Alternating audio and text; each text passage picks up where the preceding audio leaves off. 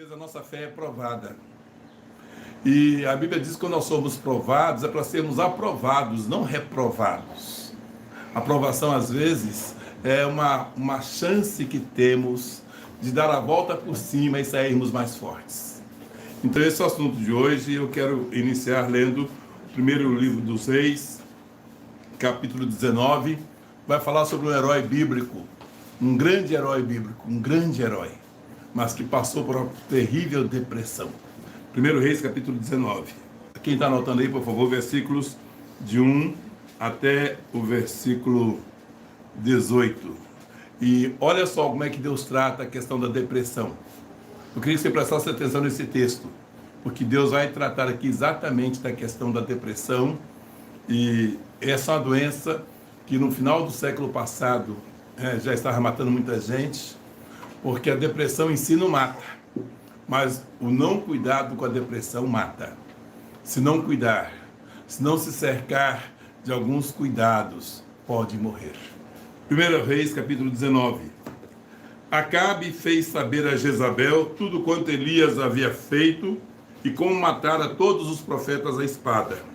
Então, Jezabel mandou mensageiro a Elias a dizer-lhe: façam-me os deuses como lhes aprouver, se amanhã a estas horas não fizer eu a tua vida como fizeste a cada um deles.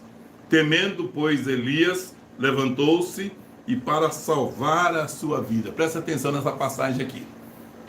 O contexto, então, para quem está acompanhando, o contexto é muito interessante. Elias estava fugindo para salvar a vida. O medo da morte, às vezes, é uma das grandes causas da depressão.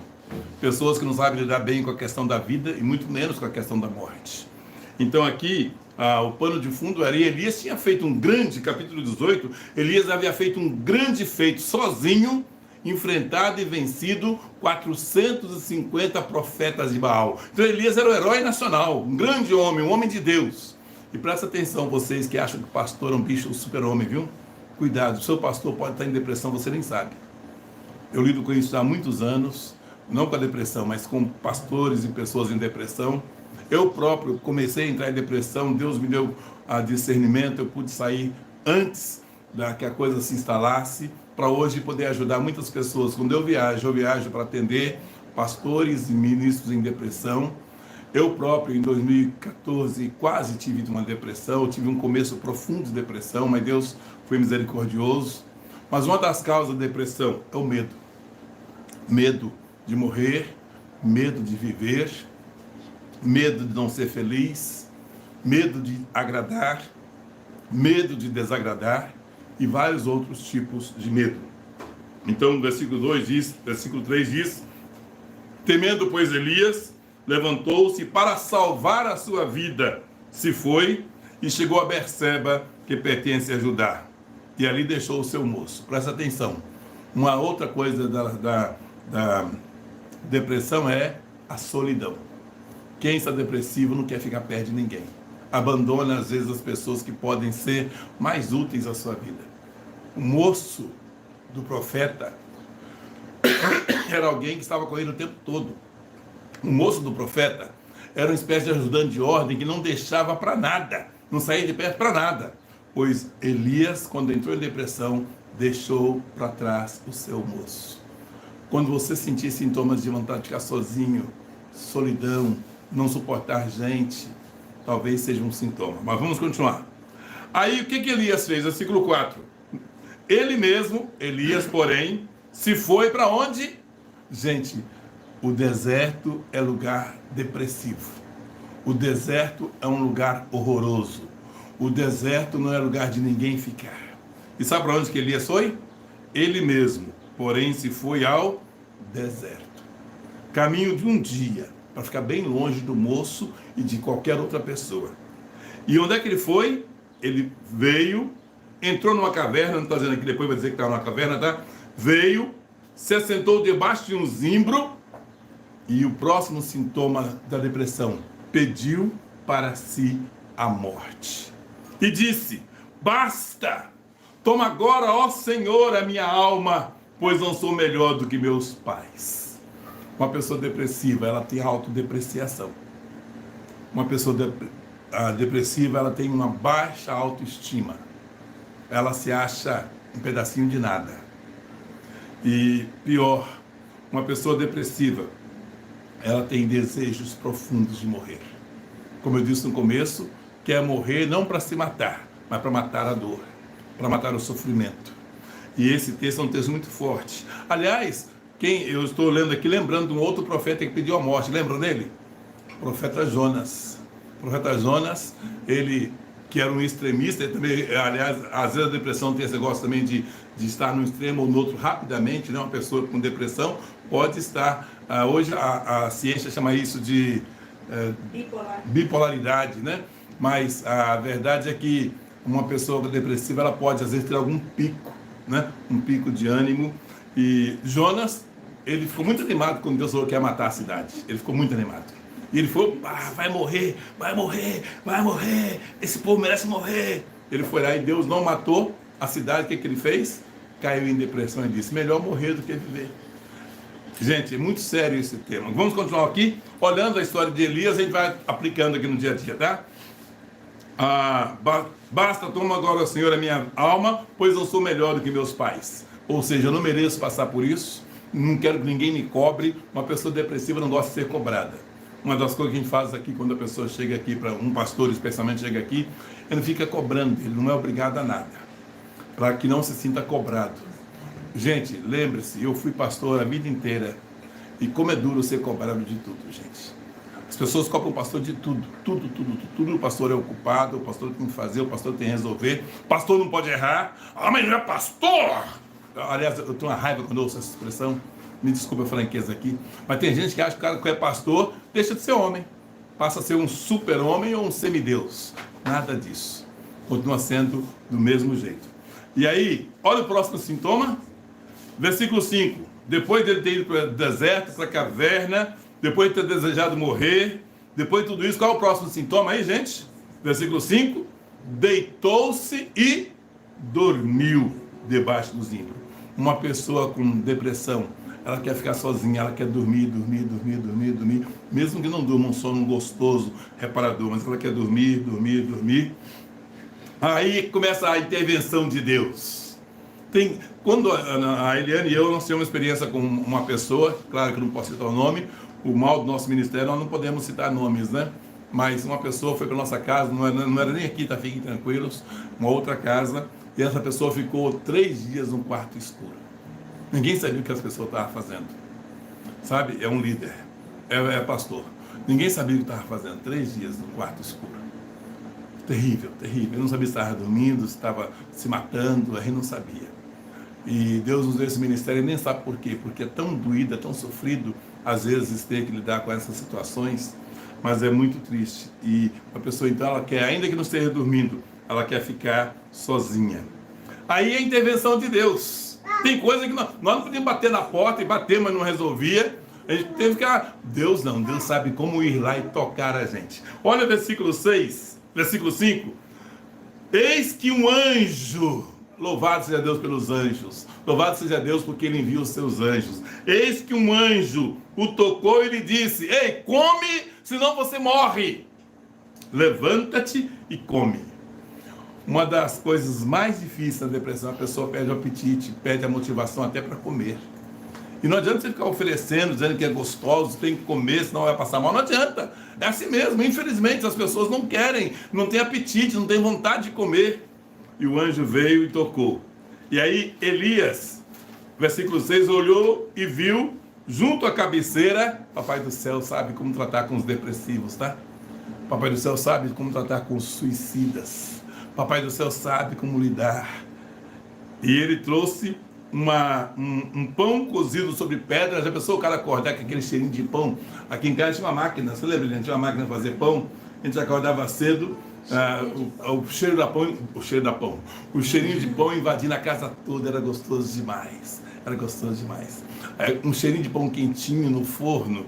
Pois é isso que Deus fez com o cara que não queria comer, Elias. Ele viu sobre pedras um pão cozido em brasa, uma botija de água. Comeu, bebeu, e o que ele fez? Tornou a dormir. Come, bebe e dorme. Come, bebe e dorme. Quando come e bebe, já tá bom. A maioria só dorme, dorme, dorme. Lembre-se, são sintomas de depressão, nós estamos dizendo aqui. Aí Deus desiste? Não, Deus não desiste. Versículo 7. Voltou segunda vez o anjo do Senhor, tocou e lhe disse: levanta-te e come, porque o caminho te será sobremodo longo. E aí então vai virar a folha, vai virar a página aqui. Presta atenção. Levantou-se, pois, Elias, depois de 2 vezes Deus ter tocado nele, levantou-se, pois, Elias, comeu e bebeu, e agora olha o pico de a bipolaridade. Comeu e bebeu, e com a força daquela comida, caminhou 40 dias e 40 noites até Horebe, o monte de Deus. Ele caminhou 40 dias e 40 noites até Horebe, o monte de Deus. E aí, o que ele fez quando chegou no Horebe? Mesmo com aquela força extraordinária que ele tinha tido, correr 40 dias, 40 noites, o que ele fez quando ele chegou lá, Marquinhos? Versículo 9, o que ele fez quando chegou lá? Ali entrou numa caverna. Entrou numa caverna! Gente, olha só. O cara estava depressivo, Deus tocou 2 vezes na vida dele, acordou, comeu, bebeu, e com a força da comida, caminhou 40 dias e 40 noites. E diz o texto, quando ele chegou lá, ele entrou numa caverna. Sabe o que é depressão? Não é só deserto, não. Depressão é caverna também. Tem pessoas, e olha, cuidado com gente que gosta de caverna. Gente que gosta de caverna, que está presa à caverna, que precisa ir para a caverna. E às vezes a caverna da gente, irmãos, nem é uma caverna no meio do mato. Às vezes a caverna de alguém é a própria casa, preso à casa. Às vezes a caverna de alguém é o próprio quarto, preso ao quarto. Às vezes a caverna de alguém é a miséria, preso à miséria. Cavernas, cavernas e cavernas. E na caverna, a gente, é só a gente mesmo na caverna. Quem vive na caverna, mal vive consigo mesmo. Quer fugir de Deus também, né? Na caverna, fugir de Deus, fugir de todo mundo. Exatamente. Aí, versículo 9, que coisa linda. Deus de novo. Ah, Deus que não desiste da gente. Deus de novo. Eu louvo a Deus porque Deus não desiste da gente. Eu queria te falar para você que Deus não desiste de você. A chance, a oportunidade, Deus não desiste de você. Olha que coisa linda, versículo 9. Eis que lhe veio a palavra do Senhor e lhe disse: Ei, Elias, o que você está fazendo, cara? Deus não falou cara não, o cara é que me conta. O que você está fazendo? Que fazes aí, Elias? Que fazes aí? E agora vai entrar uma outra característica depressiva. Gente depressiva tem um discurso o tempo todo em defesa de si mesmo. Gente depressiva está sempre na defensiva. Culpados são os outros. Errados são os outros. As pessoas estão me oprimindo. Todo mundo contra mim. Eu estou sozinho. Uma pessoa depressiva, ela se sente muito, muito solitária. E ela se sente sempre na defensiva. Olha o discurso dele. Aliás, pessoas depressivas têm discurso pronto. O discurso está prontinho. Deus falou: o que faz aí, Elias? Versículo 10. Ele diz assim: ah, Senhor, logo eu, que tenho sido zeloso pelo Senhor, Deus dos exércitos, porque os filhos de Israel, os outros, deixaram a sua aliança, derribaram os teus altares, mataram os teus profetas à espada. E eu fiquei só. E ainda querem me matar, Senhor. Olha que drama. Todo o povo de Israel tinha ido embora. Não tinha sobrado ninguém. E sobrou só ele. E ainda queriam matá-lo. Aí olha só, mais uma vez, Deus dando receita para a depressão. Primeira receita de Deus, versículo 11. Disse-lhe Deus. Aliás, deixa eu falar uma coisa para vocês, depressivos ou não, tá? Deus não se impressiona com o nosso discurso, tá? Você pode ver o discurso, às vezes funciona com o papai, com a mamãe, com o tio, com a vovó, mas com Deus não funciona não, tá? Discurso depressivo com Deus não funciona. Deus não se impressiona, até porque Ele tem a solução de tudo.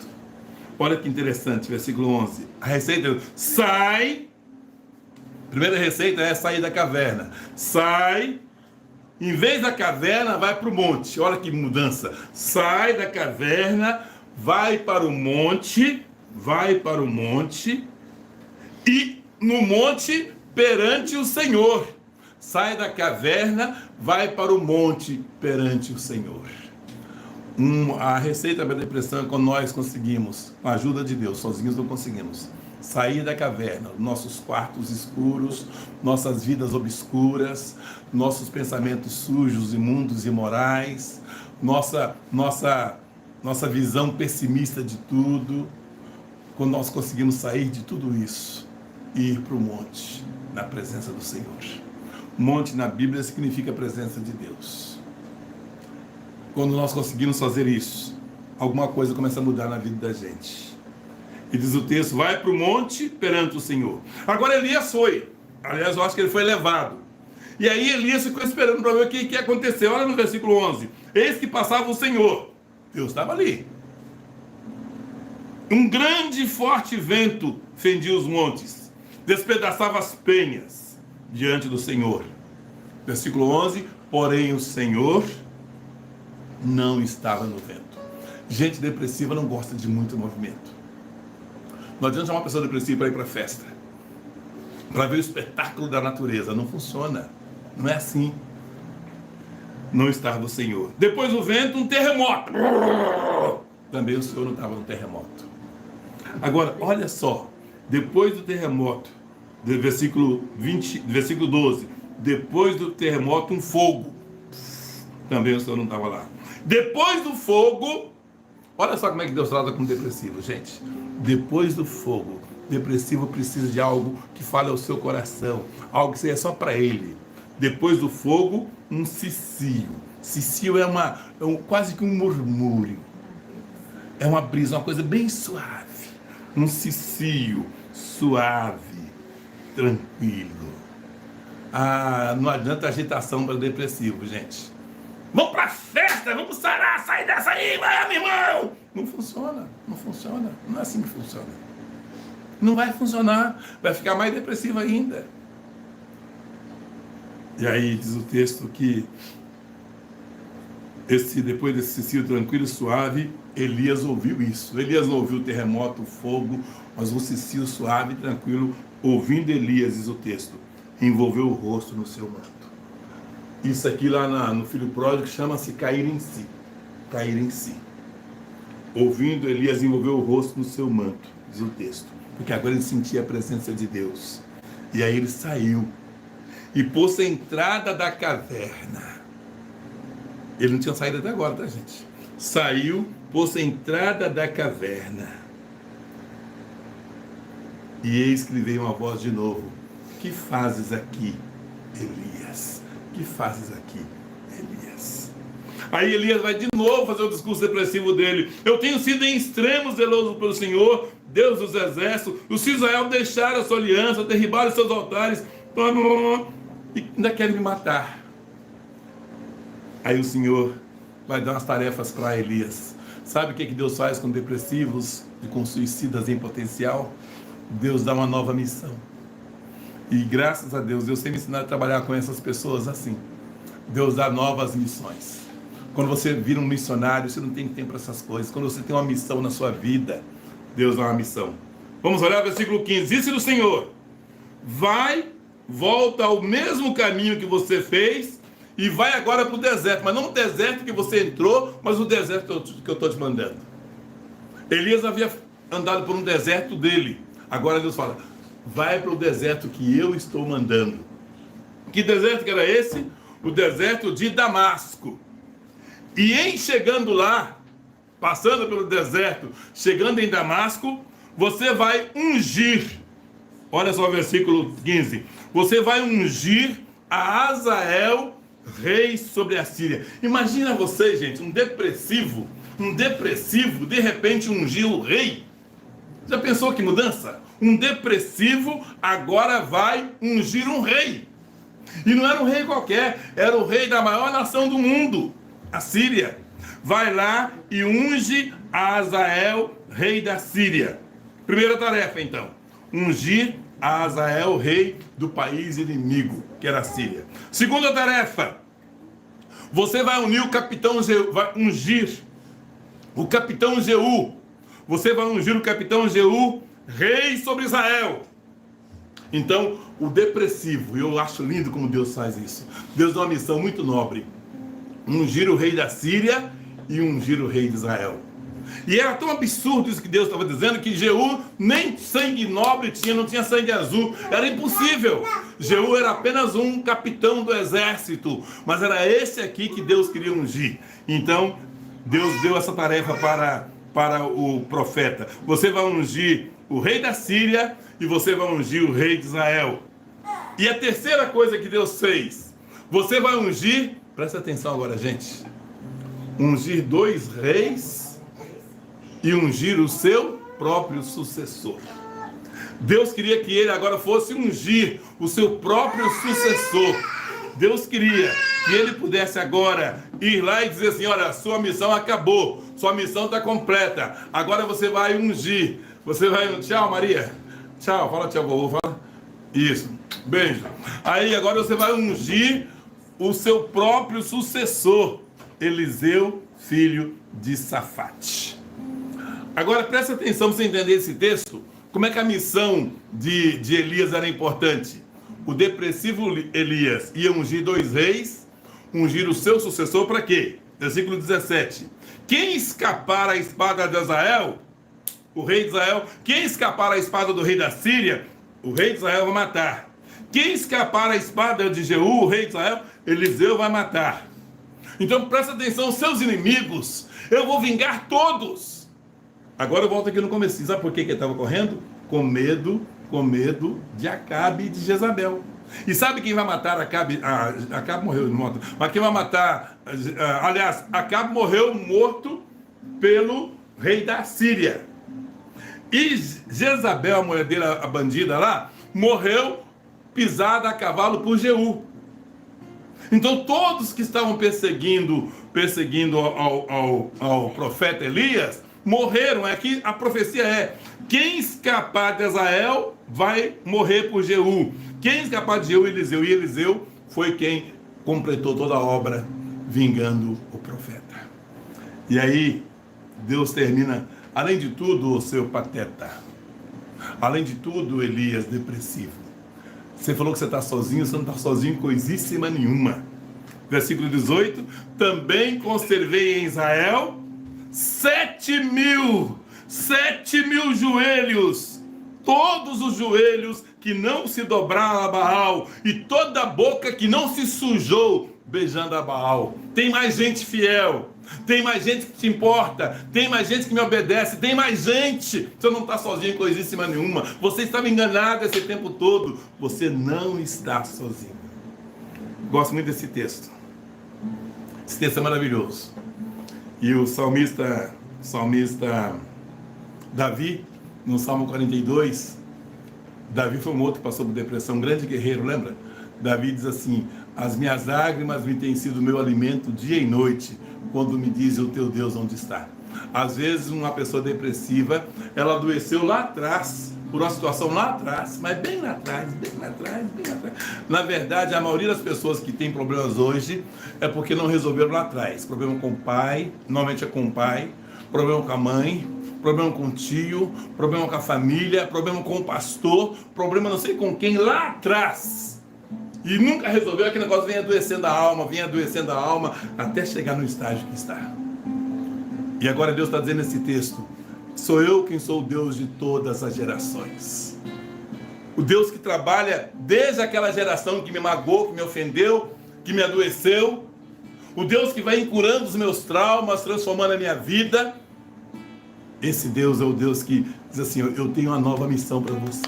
Eu ainda tenho para você algo que só você pode fazer. Eu quero dizer a todos os depressivos e todas as pessoas que estão passando por momentos difíceis: Deus ainda tem uma tarefa para você fazer. No ano 2016, fiquei muito chocado com o suicídio de 2 pastores da minha região. 2 pastores que eu conhecia. Não eram meus amigos íntimos, eu os conhecia. Eu fiquei muito chocado. Foi quando nós decidimos iniciar esse nosso ministério. Por isso que a gente viaja de vez em quando. Por isso de vez em quando vem alguém aqui, não pode nem tirar fotografia. Porque existem muitos homens e mulheres de Deus que estão em depressão. Mas é preciso que a gente saiba que a nossa missão só acaba quando Deus nos tira a vida, não nós. A nossa missão só acaba quando Deus tira a vida da gente. Fala, basta, meu filho, serve. Enoque andou com Deus, Deus parece que tomou. Elias veio andando com Eliseu, no redemoinho, Deus levou ele para o céu, porque tinha terminado a tarefa. Enquanto isso, meu irmão, minha irmã, há uma tarefa que só você pode fazer. E são tarefas nobres. São missões nobres e maravilhosas que Deus tem para você fazer. Você ainda pode ungir 2 reis. Você ainda pode ter tempo de preparar alguém para ficar no seu lugar. Você ainda pode ter tempo para enxergar que existem muitos joelhos dobrados como os seus, dobrados por você. Eu quero encerrar nessa manhã convidando você a fazer uma oração, reconhecendo que Deus está com você, o Deus da sua história. Deus está cuidando da sua história, Deus está zelando da sua história. Deus ainda hoje está muito interessado na sua história. Você que tentou se matar, você que tentou, que está vivendo, morrendo, vivendo, você que está com a vida fazendo aquilo menos, abaixo o que Deus quer para você, há uma tarefa que só você pode fazer. Há um ministério, meu irmão, minha irmã, que só você pode fazer, ninguém mais pode. E às vezes você fica com tanto dó de você mesmo, você está com tanta piedade, autopiedade, autocomiseração, e Deus tem coisas lindas para a sua vida e você não está enxergando, você não está vendo. Deus tem coisas lindas que só você pode fazer. Ungir reis, escolher e abençoar o próprio sucessor. Deus pode fazer isso na sua vida. Vamos orar? Abaixa sua cabeça. Eu vou voltar a falar sobre esse assunto esse mês, tá? Porque é o assunto que está dentro do nosso ministério, Setembro Amarelo. Mas eu queria concluir hoje dizendo que sua vida não acabou. E sabe, Deus tem algo para você fazer. E nessa manhã eu quero te convidar, a nossa festa missionária aqui, nós fizemos isso. Nós queremos ativar missões em você. Há uma missão que é só sua, não é daquele missionário famoso, não. Há uma missão que é só sua, só você pode fazer. Há algo para Deus que só você pode fazer e ninguém mais. Vamos orar?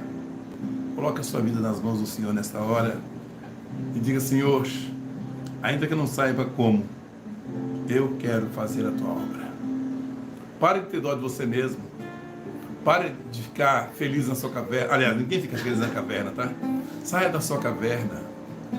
Pare de ver essa vida cavernosa que você vive, infeliz, culpando todo mundo. Pare de achar culpado. Saiba que Deus está te chamando para fora e dizendo, eu tenho meu filho, eu tenho minha filha, uma obra para você. Eu louvo a Deus por 2015, um ano tão difícil da minha vida. Quando eu decidi que eu não dava mais para ser pastor. Pelo menos não naquele momento. E Deus não permitiu que eu entrasse na caverna. Mas eu passei por momentos tão difíceis que eu nunca contei para ninguém. Mas foi quando Deus disse, eu tenho uma nova missão para você. Você nem imagina, nem olhos viram, nem ouvidos ouviram, nem jamais penetrou no coração de quem me ama ou de quem eu amo, o que eu tenho preparado. Meu irmão, minha irmã, sai da caverna, põe-te no monte e Deus vai falar com você. Vamos orar? Deixa Deus falar o seu coração nessa hora. Deus e Pai, em nome de Jesus, te agradecemos porque o Senhor é quem nos toca. E, ó Deus, essa minha experiência pessoal, o Senhor me tocou no momento em que eu não tinha ninguém mais. O Senhor nos toca. E o Senhor nos prepara um pão sobre a brasa, uma moringa de água fresquinha. O Senhor é quem nos dá força para caminharmos. O Senhor é quem nos tira da caverna, nos coloca sobre o monte. O Senhor é quem fala com voz suave e tranquila ao nosso coração. É o Senhor. É o Senhor. E Pai, em nome de Jesus, eu oro nessa hora por todos que estão perdidos em sua missão. Perdidos, ó Deus, sem saber o que fazer. Por todos, ó Deus, que com medo de alguma coisa, ou da morte, ou medo de confronto, ou medo de si mesmo, ou medo de ministério, ou medo de ser do que for, fogem para as cavernas, onde não são úteis, onde são o tempo todo vítimas de si mesmas, de si mesmos. Ó Deus, eu oro para que o Senhor os tire da caverna, os ponha no monte e lhes dê uma nova e gloriosa missão. É assim que o Senhor faz, sempre fez, é assim que o Senhor faz. Meu Deus, em nome de Jesus, nesse mês, que o Senhor, por graça e favor, que o Senhor liberte pessoas que estão presas à depressão, presas, ó Deus, por sentimentos ruins, contaminantes, contagiosos, pessoas que estão, ó Deus, nas cavernas da vida, pessoas que estão, ó Deus, desmotivadas, infelizes, pessoas, ó Deus, que não sabem para que existem, para que vivem. Que o Senhor os tire da caverna, Senhor, e lhes mostre um novo caminho, e lhes dê um novo rumo, e os torne úteis para o mundo, como foi antes depressivo Elias, ungindo reis, escolhendo homens e pessoas para ficarem em seu lugar, sendo úteis nas tuas mãos. Louvado seja o teu nome, Senhor. Bendito e exaltado seja o nome do Senhor. Louvado seja o teu nome. Bendito és tu, ó Rei de Israel. Bendito és tu, Senhor, soberano Deus. Louvado seja o teu nome, Senhor. Eu oro por aqueles que estão, ó Deus, num estágio tão profundo da depressão, que não conseguem nem mais, ó Deus, enxergar a realidade. Por aqueles, ó Deus, que estão tateando no escuro, porque não conseguem mais enxergar a luz. Por aqueles, ó Deus, que estão, ó Deus, sofrendo e fazendo os outros sofrerem, por não entenderem qual é a sua missão. Ativa, Senhor Deus, neles o poder do Senhor e a graça do Senhor, para que saiam do escuro, saiam da caverna, saiam da vida miserável e às vezes destroçada ou desgraçada que levam, e passem a viver uma vida útil, abençoada e abençoadora, Senhor. Ó Pai, nós queremos a cura na vida dessas pessoas, para a honra e glória do teu nome, ó Deus, para a edificação do teu povo, para a salvação de vidas. Nós oramos assim, Pai, no nome e no amor de Jesus, o teu Filho.